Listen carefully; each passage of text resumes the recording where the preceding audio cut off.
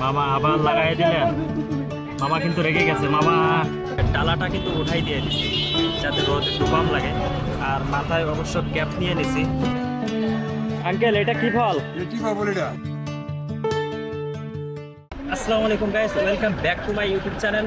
So guys, আপনারা কেমন আছেন কমেন্টে জানাবেন, আর আমিও ভালো আছি। ঢাকাতে আজকে দ্বিতীয় দিন। সো আজকে আমি যাচ্ছি চকবাজার, বাংলাদেশের সবচেয়ে বড় পাইকারি মার্কেট প্লেস চকবাজার। আর চকবাজারে যাব। সো গাইস, আপনাদেরকে চকবাজার ঘুরাই ঘুরাই দেখাবো। গাইস, এইটা কিন্তু তাঁতিবাজার মোড়, আর এখানে কিন্তু প্রচুর পরিমাণে জ্যাম পেতে গেছে। আমার সামনে একটা মোটরসাইকেল আছে, ওপাশে বাস আছে, আবার সিএনজি আছে, এপাশে রিক্সা আছে। তো মোটামুটি একটা জ্যাম পড়ে গেছে। আমি যাচ্ছি এখন চকবাজার। তো এটাতে কিন্তু টায়ার নিয়ে যাচ্ছে, তো মাথায় করে নিয়ে যাচ্ছে। আসলে আজকে এত গরম পড়ছে, যার কারণে ছাতা নাই, তারপরেও কিন্তু মাথায় কি একটা দিয়ে দিচ্ছে রোদ থেকে রক্ষা করার জন্য।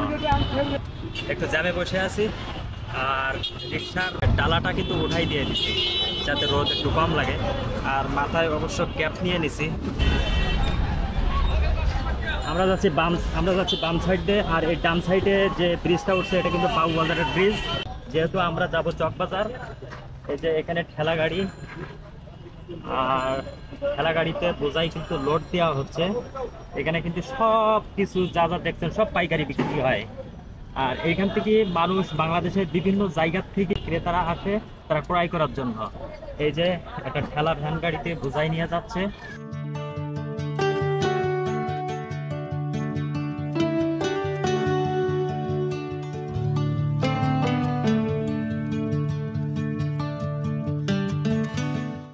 গাইস, আজকে কিন্তু তাপমাত্রার পরিমাণ অনেক বেশি।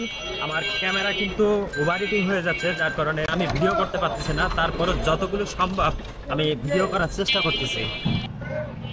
সামনে কিন্তু সিরিয়াল বাই সিরিয়াল ভ্যান, রিক্সা, গাড়ি সব জ্যামে বসে আছে, আর আমিও কিন্তু জ্যামে বসে আছি।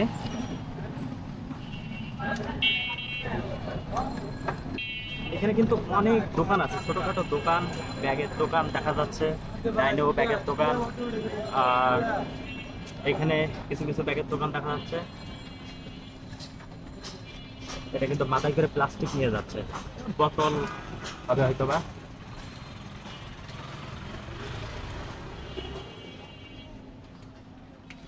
প্রচুর পরিমাণে জ্যাম, যার কারণে যেতে পারছি না। আবার মামা আবার লাগাই দিলেন। মামা কিন্তু রেগে গেছে। মামা চলো চলো চলো মামা, আস্তে আস্তে মামা, রুক যাও কুল।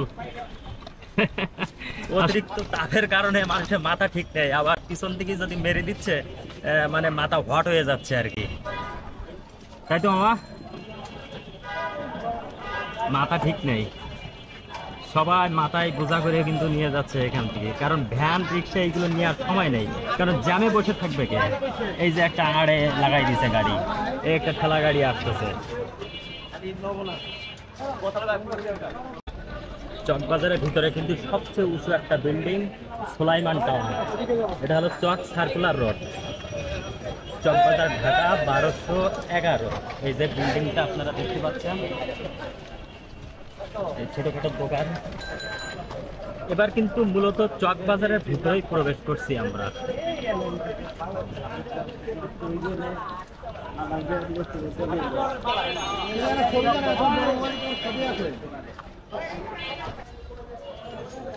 অতিরিক্ত জ্যামের কারণে আমি রিক্সাটি ছেড়ে দিয়েছি, কারণ রিক্সায় চড়ে আসলে ভিডিও করা যায় না। তো হেঁটে হেঁটে দেখলাম যে একটু আপনাদেরকে ঘোরায় ঘোরায় বাজারটি দেখায়। ও চাপের ভিতরে পড়ে গেলাম। তো ভাই দাঁড়া দাঁড়া দাঁড়া দাঁড়া, পারলাম। আমার পিছনে সব দোকান এবং গাড়ি, আমি তো পুরা চাপের ভেতরে পড়ে গেছি।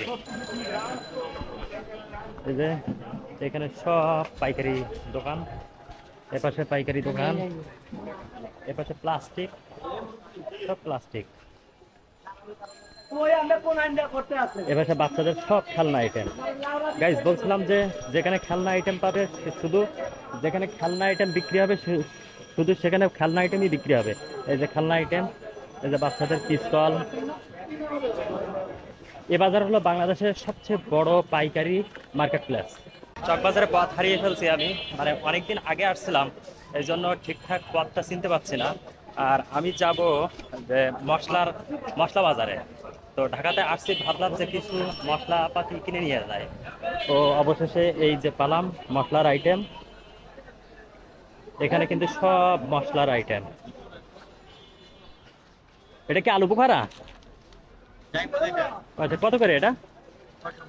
650। আচ্ছা, এটা 650। আর জিরা 630। আচ্ছা, এখানে এই পাশে একটা জিরা আছে।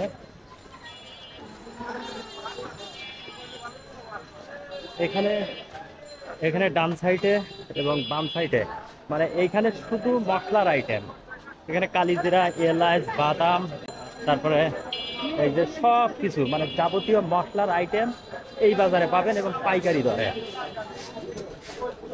তো চকবাজারের একটা সিস্টেম ভালো যে এক এক জায়গায় এক এক রকম মশলা বা এক এক আইটেম এখানে পাবেন।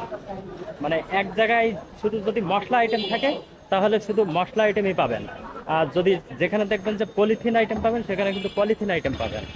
আর যেখানে দেখবেন যে খেলনা আইটেম সেখানে শুধু খেলনা আইটেম পাবেন। তো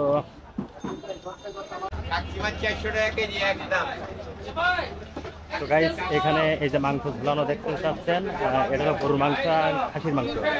এখানে এই লাইন বরাবর যতদূর দেখতে পাচ্ছেন সব খাসি আর গরুর মাংস।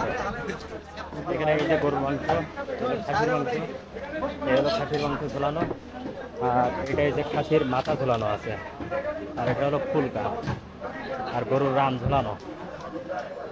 এখানেও একটা দোকান আছে। খাসির মাংস কত করে? খাসির মাংস 900। এখানে কিন্তু খাসির মাংস ঝুলানো আছে 900 টাকা কেজি। এখানেও রাখা আছে আর ভেতরেও কাটা আছে। কাটতেছে।